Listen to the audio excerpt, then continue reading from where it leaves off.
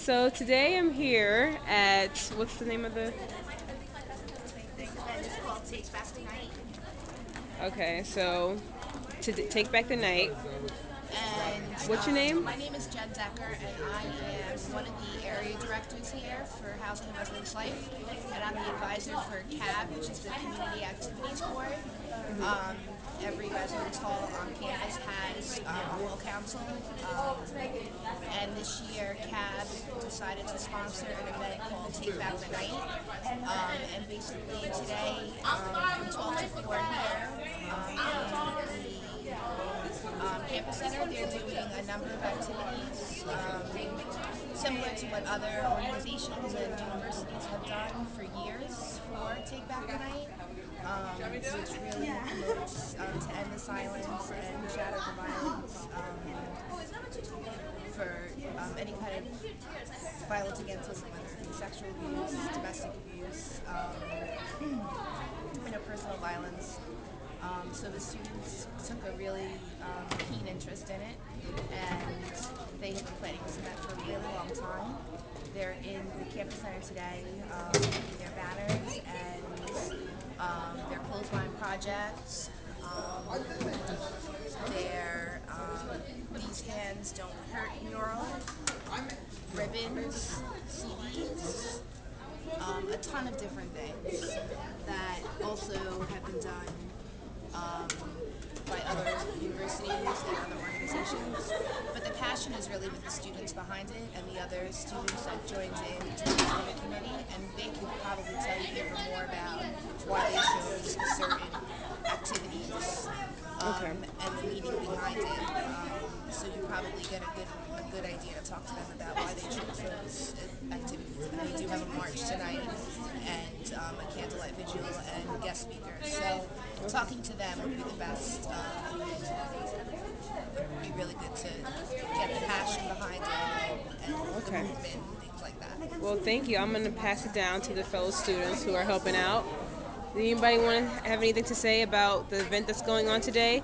Can you state your name for me, please? My name's Marie, and I'm an RA, and I'm helping out today for this program. Okay. So, how do you feel? How do you feel this can contribute to campus life? It promotes awareness and just getting the word out and making sure everyone can come together to stop domestic violence. And do you know of any maybe any cases or scenarios of domestic violence on campus? No, I don't. No, but it's possible. It's very possible. And what is this saying? Is this saying to just to stop to end the violence? I mean, End the violence and and the to be able to silence. speak out and let the girls be heard. And what advice would you give somebody who's in a domestic violent situation? Don't be afraid to tell anyone. And if you need to come to someone, even on campus, you have your RAs, you have people on campus to talk to. There's always someone there to listen to you. Okay. All right. Thanks, Marie. You're welcome. Enjoy yourself. I have Ben over here. Hi, how are you? Would you I'm like to Ben. state your full name? Yes. Sure, I'm Ben Tuklesky. I'm actually an RA at Talbot Apartments. And basically, the real reason why we came out here today is basically to keep awareness and keep the topic of domestic violence within women alive.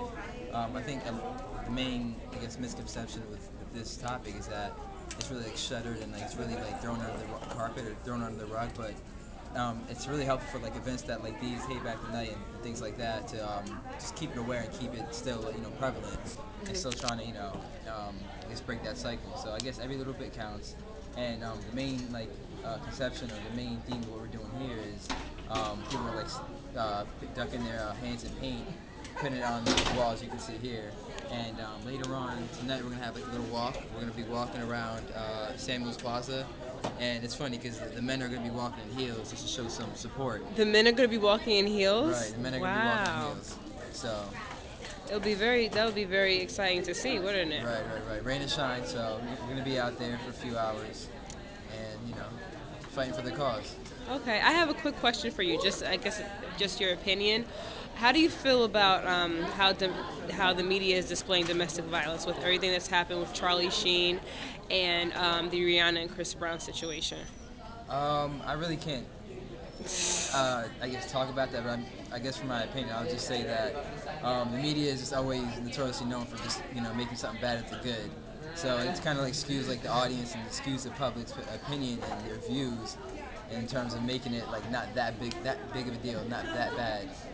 But it really is a big deal. So I mean, you're playing with people's lives, and there's a lot of like complicated things that can arise from this. So yeah, of course, the media is always trying to downplay the situation, always trying to make dollars out of the topic, whether it be Charlie Sheen or Chris Brown. But we're doing the right thing. We're keeping it still prevalent, make sure that people still know about it, and eventually trying to shatter it.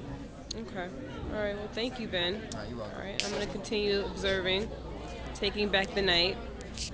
This is what's going on in honor of the sexual assault and domestic violence. They're having a march later on today, and as you heard, Ben said the men will be wearing heels as support. So I'm gonna get one more comment from someone and see what they have to say. Let's get an overview of this. It's a beautiful thing, isn't it? Silence is not the answer. You have to speak up. Let's get one more person. Excuse me. Hello. Excuse me. Hi, kind sir. How you doing? I see you being very supportive of the cause. Yes. Can you state your name? Huh? What'd you say? Why are you recording? Yeah. Okay. Can you state your name? Yeah, I can. Chris Perez. I'll tell you later. Chris Perez. Yeah. How you doing, I'm Chris? good. I'm here today on this rainy day. Unfortunately, we're not outside, but we're still pushing the movement inside indoors. Okay. So tell me, how are you helping? How are you lending a hand? Well, I was one of the lead student volunteers for this program. I helped a lot with the marketing, and promotion.